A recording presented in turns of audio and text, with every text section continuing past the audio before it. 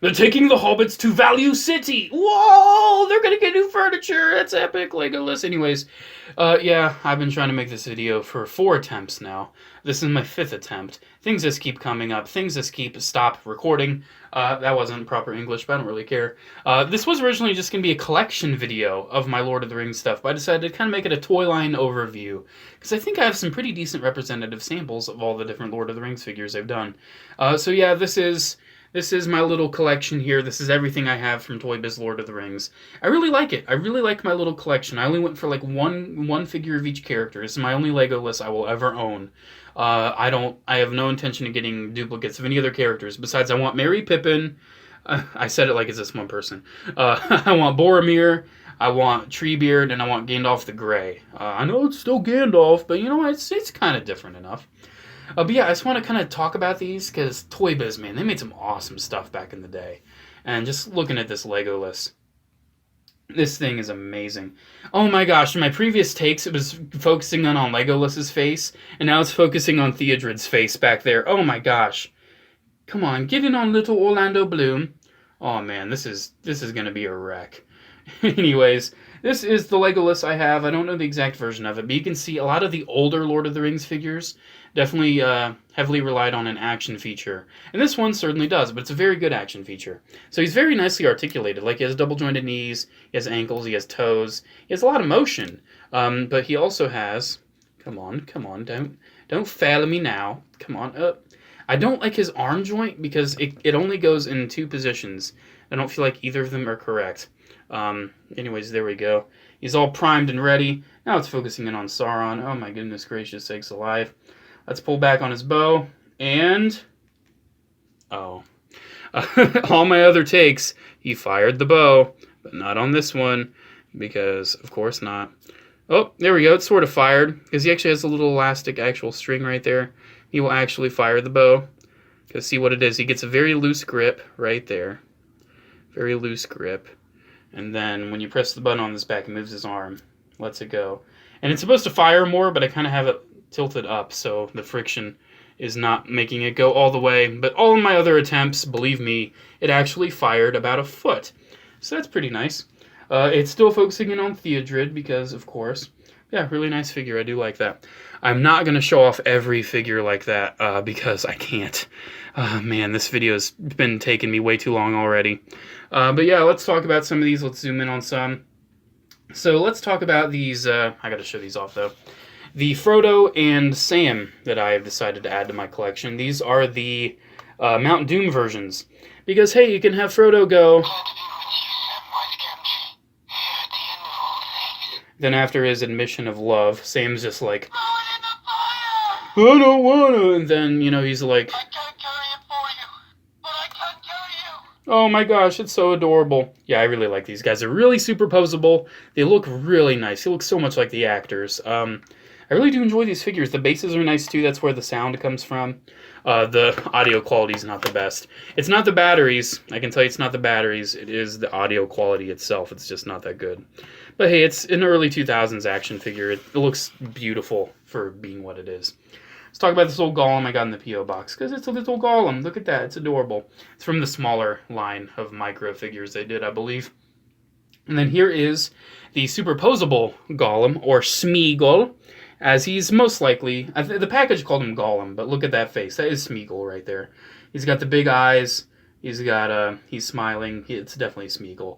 And I prefer having a Smeagol over a Gollum, because, you know, Gollum's just kind of like... Blah, blah, not really something you want. Smeagol's a little more pleasant to be around. Really good figure. You can't get in every pose you want to. But you can pose him around. He came with this giant wall that is just in a drawer because it's way too big and unwieldy. He climbed up the wall because it's just a little figure and they gave him a massive accessory. They also did just pack him separately as, oddly enough, they called him Smeagol, but his head looked like Gollum. Isn't that interesting? Anyways, let's talk about this orc guy over here. This is Mr. Orc Man. I think his name's... I was about to call him Balrog. No. I think he's called Garbog or Gabrog. One of those. I can never remember. He's just one of the orcs that was in Return of the King when Shelob got to Frodo. Really good figure, honestly. Thank you. Thank you for that. I got it in the P.O. box.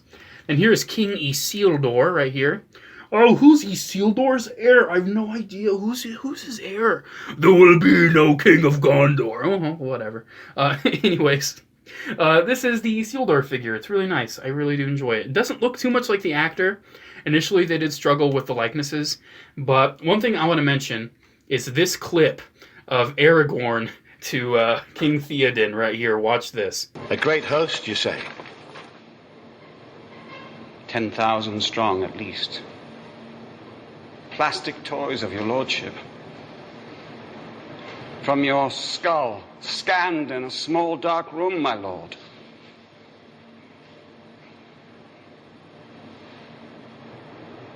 Shall I tell them it is all right, my lord? Someone get the phone. That was a blooper of Aragorn there telling Theoden how they made the toys. Because this was when the face scanning technology really started being implemented. That's why some of the likenesses, such as Aragorn's here, is absolutely beautiful. That is the King Aragorn figure from the end of Return of the King. And you can see by this point, they've kind of cut out all of the action gimmicks. He's just a basic figure. The gimmick is he can move a lot. And I enjoy that. I really do enjoy that gimmick. And then another one you can definitely tell has a beautiful likeness is this Gandalf back here, Gandalf the White. Look at that likeness, man. Oh, man, beautiful likeness. Then also, just lifting him up a little bit, look at the embroidery in his outfit, the fabric embroidery. Not just in the sculpted undersuit right there. Then he has his staff and his sword, absolutely gorgeous figure. And he came with Shadowfax, this version. Shadowfax here is amazing. He has a galloping feature, or a she. I don't remember if Shadowfax is a boy or girl. I think it's a boy. Has a galloping feature, which I will show off with my other horse, which is right over there at the end, because I need to pick that guy up. Anyways, let's zoom in again, this time on Gimli here, because Gimli's actually really cool. He's got an action feature where he can go, "And my axe!" Because, hey, that's his meme. And then he just destroys the ring with his one swipe. He's like, "I'm going to destroy the ring." Bah. It's probably an action feature where, like, you bash it on the table or something. So, yeah, unfortunately, mine's missing the braid. It's just not there. But you know what? Mine has the helmet. Mine has 2 weapons. That's good enough for me. I'm happy with it. I'm never going to see the back of him, so why am I worried about him missing a braid? You can definitely tell, though, he doesn't have a lot of articulation. He's definitely from the earlier ages of the line. I'm talking about some other figures here. Here is King Theoden and his son Theodred. I got him in the P.O. box as well, and I totally forgot who it was when I got it. But yeah, look at that. The likenesses... the likeness to Theodred's not that good, honestly. I'm not going to lie. Some of them were hit and miss. You can tell they didn't scan everyone's face. They sculpted a few. But I am pretty sure they probably scanned Theoden. The face looks great, right? But the head, that forehead, though. Oh my gosh. Whew, oh my. This is from the Two Towers, where they started mixing the articulation as well as a nice action feature. So you push that giant button on his back, and look, he can slash his sword, and it's actually really nice. You can tell he's left-handed because look at where his sheath is. Please put his sword in his left hand and not in his right hand. Anyone who owns this figure, please do that. This is King Elendil from the prologue. This is Isildur's dad. This figure basically exists just to get killed by your massive Sauron, which I did do a full review on Sauron, so I'm just going to zoom in on him. But yeah, this is definitely from, Fellowship. You can see the beauty of the figure is still there, but the articulation is kind of limited. It can still pose. It still has all the generic points to pose, but it just doesn't have a lot of the range. It doesn't have a lot of the extra, articulation features you want. We're going to talk about King of the Dead a little later on, because next up I want to talk about Sauron, because this guy is absolutely beautiful. Definitely my favorite figure in the line, by far.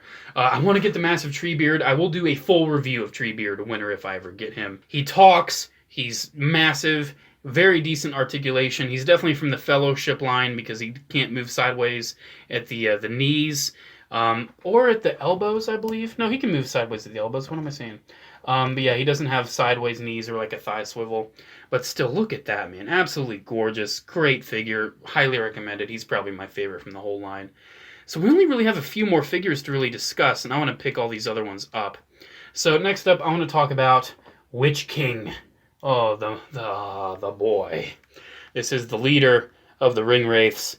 And oh my gosh, he definitely can be killed by no man. Because look at this thing, man. Look at this giant mace and this crown right there. Look at that head, man, or lack thereof. That hood, that helmet, looks absolutely amazing. Made out of a softer plastic, so you don't have to worry about breaking it, but it still holds its shape. Really big fan of that. He might reuse some pieces from just other ring wraiths, honestly. I feel like he might. But still, really beautiful figure. Definitely one of my favorites. He was my favorite before I got Sauron, but now he's probably my second favorite. Because next up, my third favorite figure, well, maybe my fourth. I don't know. I really like the King of the Dead. We have the ring wraith and steed, or horse, if you want to call it a horse. So yeah, a very nice figure right here. He has a feature, we can press the button, and he can slash his sword. He's got soft goods that look absolutely beautiful. His knees, oddly enough, yeah, it's like a whole rubber leg. You can see even the toe right there, how it bends like that, because it's just rubber. And then there's just a joint underneath that. So I'm worried about that holding up, but so far so good. Here's the galloping feature that Shadowfax also has. There's a button on the side. Then we can just gallop in the front legs. Then you can also turn the head on this one as well. And you can also pull the reins back, and the mouth or the lips open up just a little bit. Beautiful looking horse, too. Oh my gosh. And then the ring wraith, too, is just... oh, man. Oh, it's sweet. I think this is the definitive ring wraith because it has soft goods. There's also plastic cloth, oh my gosh. Plastic robes ring wraiths out there. If you only want the one ring wraith, I suggest that one. And then last but not least, we need to talk about...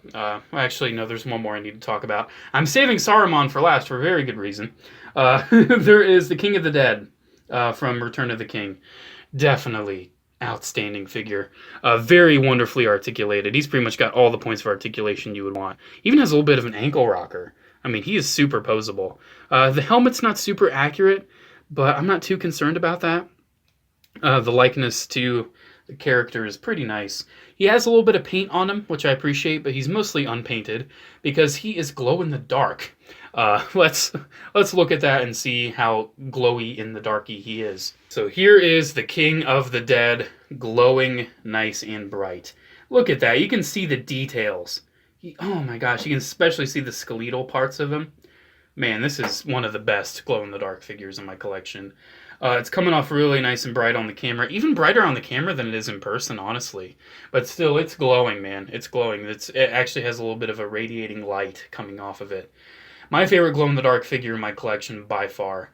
And I would certainly recommend King of the Dead. Oh my gosh, what an awesome thing.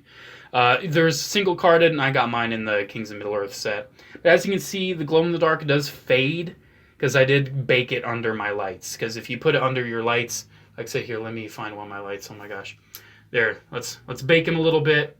And then look how much brighter he is already. Then he's just going to fade. He's just going to fade a little bit. But yeah, definitely a stellar glow-in-the-dark figure. Highly recommended. And last and probably least is Saruman! Your staff is broken. Anyways, yeah, good old Christopher Lee. This figure is interesting because the reason I decided to talk about it last is because here, let's zoom in, not on the figure, but on my finger right here. You can see my finger right there. I'm touching it.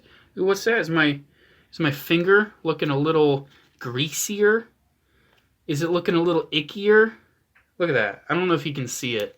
I definitely feel it. I feel it on my hands. You can see some hairs and things sticking to my fingers. My fingers feel disgusting. It's one of those figures where it's gotten rubbery and like icky and like some of the residues coming off. So yeah, I never want to touch it ever. And the likeness is all right. Let's get out of their hair. The likeness is all right to Christopher Lee, but I don't feel like it's that great. You can definitely tell this is a Fellowship figure because the articulation's not that great. You can see he's just got this gimmick where he's like, "Oh, this is my staff. Please don't break my staff. I'll have to do death metal on you." He's got one of the orbs. I kept it in his hand because I didn't want to take it out. With the Eye of Sauron. Oh my gosh. Freaking Theodred over there stealing the focus. What is wrong with you, dude? Anyways, there is Christopher Lee as an action figure, as a white wizard. Interesting they decided to make him white instead of many colors, because I think that would have been more interesting. He was like, oh, I'm Saruman of many colors, and he just changed outfits all the time, and then they made like an Eminem Saruman set, or like a set with different robes you could put on. But anyways, my hands are sticky and gross now. That has been my collection overview of the Lord of the Rings figures from Toybiz. I love them. I really do. I really do enjoy this line. I hope you enjoyed my look at it. Make sure to come like and subscribe. Check my social media links, P.O. Box address, and the frequently asked questions down in the description below. Have a good day, guys. I'll see you in the next one. I need to go wash my hands and put all these guys away, because, oh my gosh, this video took me... How long did this video take me to do? Oh, man. I want to say about 40 minutes. Damn.